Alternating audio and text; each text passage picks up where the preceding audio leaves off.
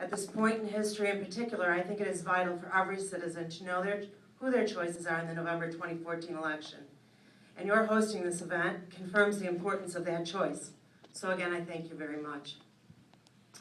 In order to give you somewhat of a background on myself, for those of you who don't know me, I am and have been a successful business owner for the last 30 years. I've lived in the 3rd Congressional District my entire life, growing up in a small family pizza business in Mount Greenwood, and then marrying, moving to Oak Lawn, and then moving to Palos, where I live now and have for the last 23 years. I'm involved in the political arena, compelled by my concerns for a rapidly expanding government and its intrusive and overreaching policies supported by our congressmen, many of which we will discuss here tonight. It's true that Obamacare was the initial catapult that brought me here, and like many small businesses across the United States, we are getting crushed by the mounting tax burdens of this administration and supported by Mr. Lipinski. While everyone is sick to death of hearing about Obamacare, it is the anvil on the back of small businesses and is the reason why this economy cannot recover. I can say that because I am living it. Even Larry Kudlow of CNBC has recently repeatedly indicated that if it wasn't for Obamacare, we would be creating 350,000 jobs per month. Now, it is widely recognized that small business is the backbone of our country in this economy. The ACA, or Obamacare, represents tax policies that are such an enormous burden to small business owners that underemployment, unemployment, and the stagnant economy are a direct result of this massive law. In the very simplest of terms, I have a small business. It is a flower shop that has created local jobs. At this point, and for the past few years, I have been stuck at a fork in the road, at which avenue I need to decide what to do.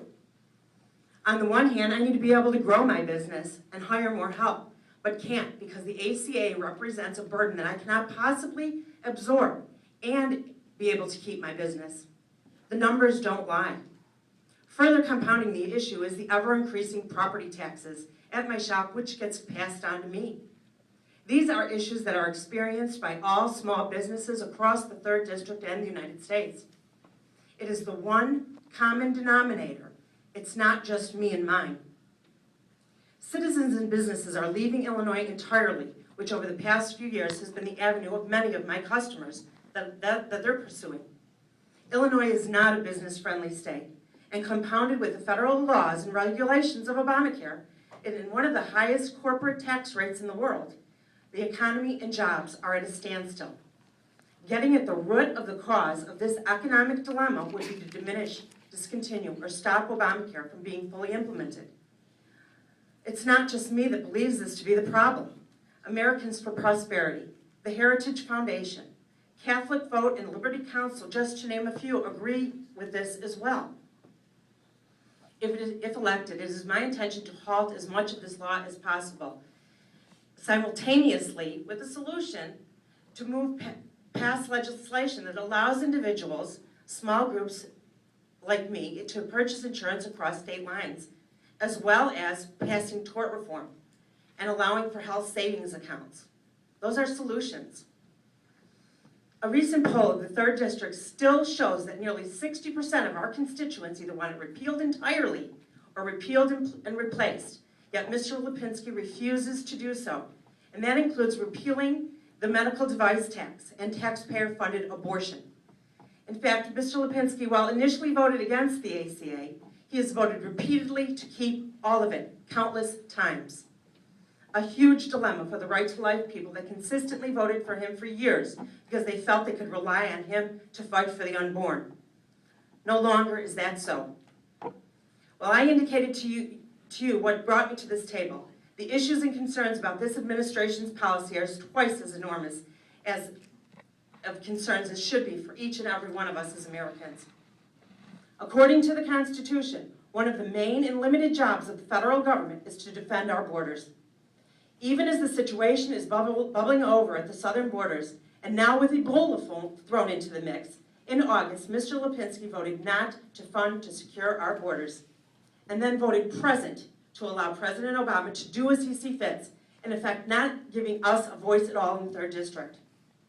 Open border policies of the president, supported by our Representative Lipinski, is fraught with even more unintended consequences. As noted by our Border Patrol agents, there is evidence not only Hispanic immigrants are streaming through, but illegals in countries that support terrorism. This administration and Dan Lipinski has demonstrated, rather than being proactive to protect our citizens, reactive is the avenue they are choosing. What are the unintended consequences of open borders policy? Well, if you talk to the constituents in our district, law and order jobs like security and police are being stretched even more thinly. If you talk to teachers, classroom sizes are increasing even more so without the teacher-to-child ratios increasing. If you talk to some American workers, their jobs are being taken from them. So Mr. Lipinski votes no to secure the border, and unintended consequences has certainly followed. Where does that leave you? Footing the bill, that's for sure. First, I would support funding the border states for illegal immigration, as well as the supply of the needed manpower to do their job, to protect our country and its citizens.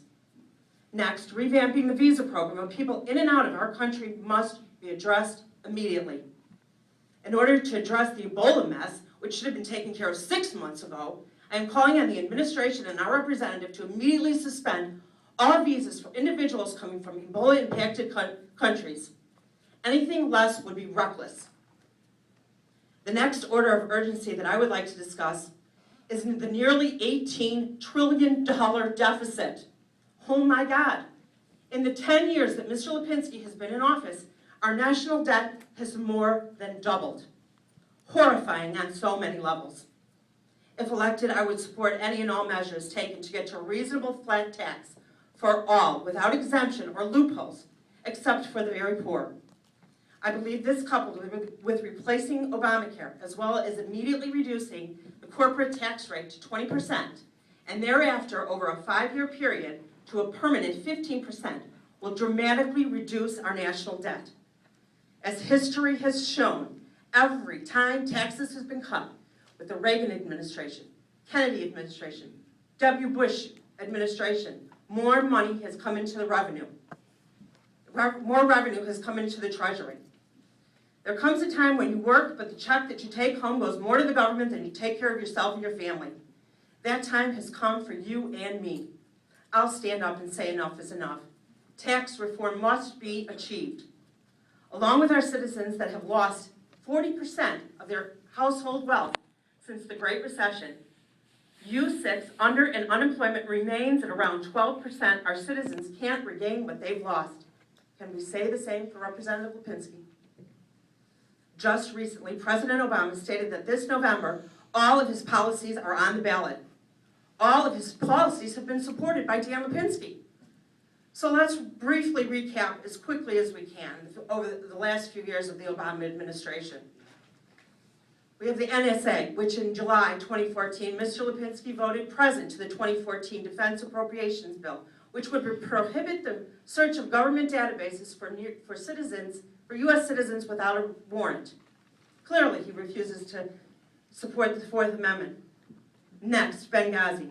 Representative Lipinski voted no to the creation of a select committee to find out what happened to 4 dead Americans on our compound. We are still awaiting answers, being stonewalled by this administration. Next, Fast and Furious. Representative Lipinski voted present to holding Eric Holder in contempt of Congress for his refusal to comply with a subpoena. We're still waiting for answers on this as well. And then we have the VA scandal. In the 10 years that Mr. Lipinski has been an advocate for our veterans, has he improved the quality of life here? I would support a VA insurance card program that allows vets to go to any hospital or doctor in the 3rd District as they see fit. Let's not forget the IRS scandal. You remember when the IRS targeted conservative groups for applying for 501c3 status. Stone silence, even though 40% of the 3rd District is made up of conservatives.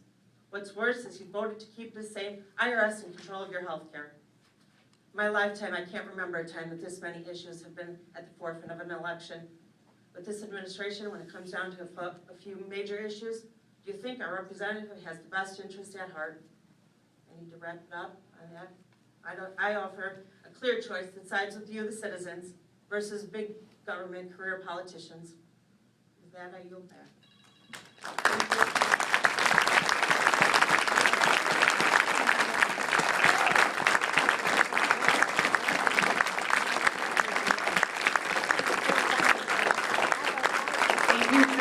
Brannigan.